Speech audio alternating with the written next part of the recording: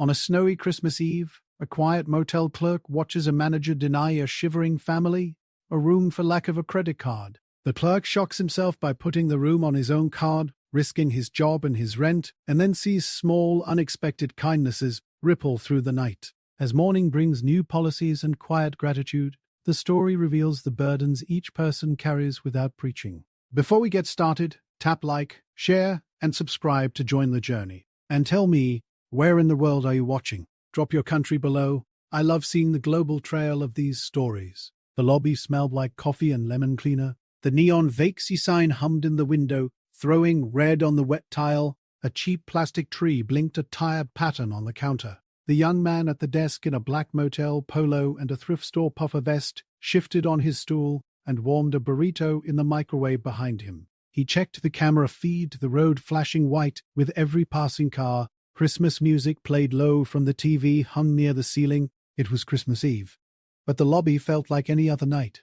The air too dry, the heat too high, the desk sticky where someone spilled cocoa hours ago. People came in from the snow and called him, "Hey, hey, the ice machine's out. Hey, the remote doesn't work. Hey, you got more towels." They never asked his name. He had one, of course, printed on a little brass tag, but most folks didn't look that far. He kept his voice steady and soft. "Yes, sir. One moment. I can help with that." He moved on autopilot. New remote batteries, a stack of scratchy white towels, a map to the breakfast room. A travel baseball team had come through earlier, kids jamming the elevator buttons with sticky fingers, parents frazzled, the floor streaked with salt. He cleaned it up, quiet, nobody saw. He didn't mind. Or he told himself he didn't. Snow blew sideways against the glass. Wind shoved at the doors, then let go. Calls came in, his cordless phone buzzing on the desk in little bursts. A man from 2 towns over asked if there were rooms. A woman wanted late checkout.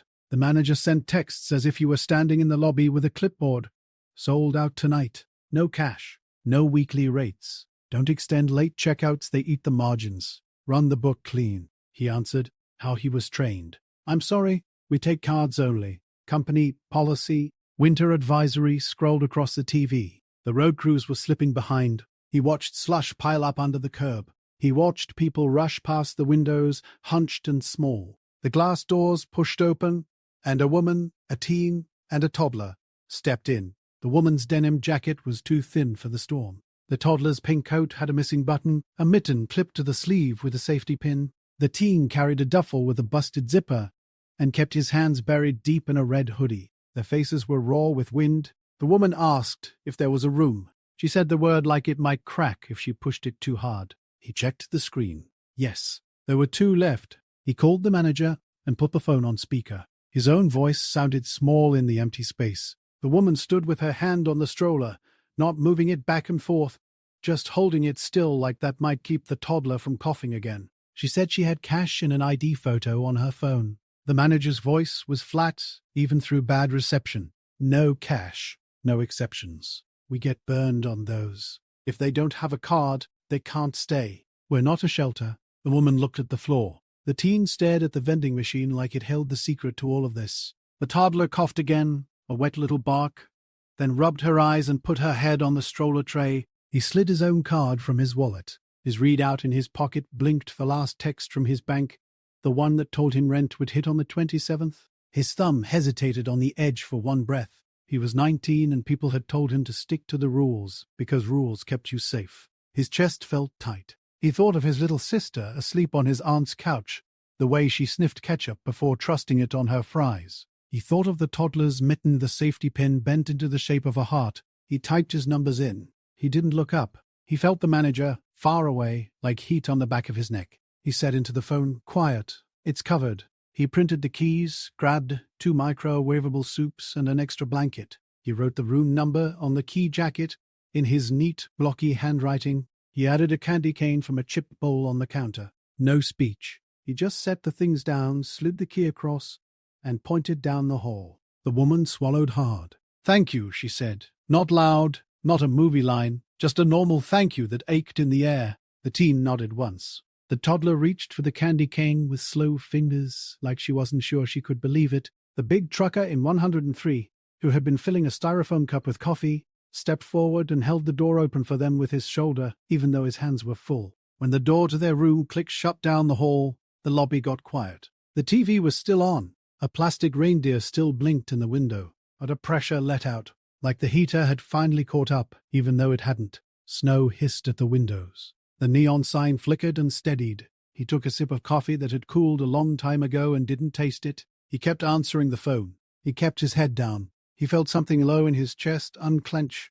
He sat, logged the room under house use to mask the charge, and kept working. He emptied the trash, changed the paper in the credit card machine, wiped a cocoa ring from the counter. He tucked the receipt for the charge under the desk calendar, the corner peeking out like it wanted to be brave but not noisy about it. He didn't text anyone. He didn't post anything. He filed a maintenance ticket for the elevator because it hesitated on 2. He drew a little smiley face next to the description and then scratched it out. The woman came back once to ask for more tea bags and left a napkin folded into a star on the counter without a word.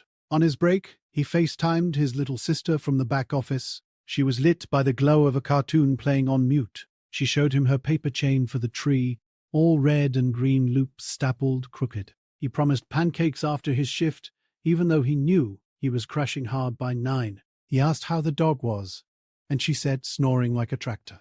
He laughed and then looked at his bank app while she went to get a glass of water. The number blinked low. Rent, bus pass, phone bill. He moved the numbers around in his head like a puzzle and gave up. He would sell the old guitar in the closet if he had to.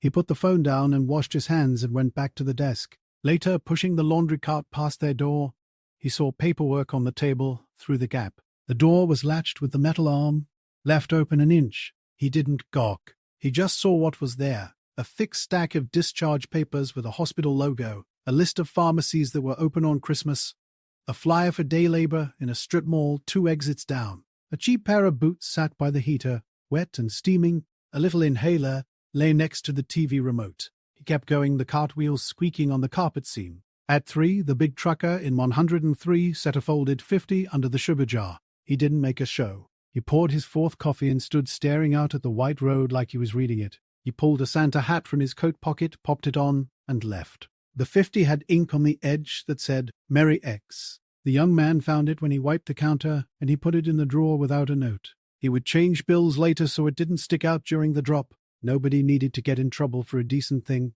Before dawn, the teen in the red hoodie used a lobby broom to push snow off the walkway. He wore no gloves. His breath came in sharp bursts. He didn't look at the desk. He just went back and forth while the sky got less black and more blue. He leaned the broom against the soda machine when he was done. The path he made wasn't straight, but it was there.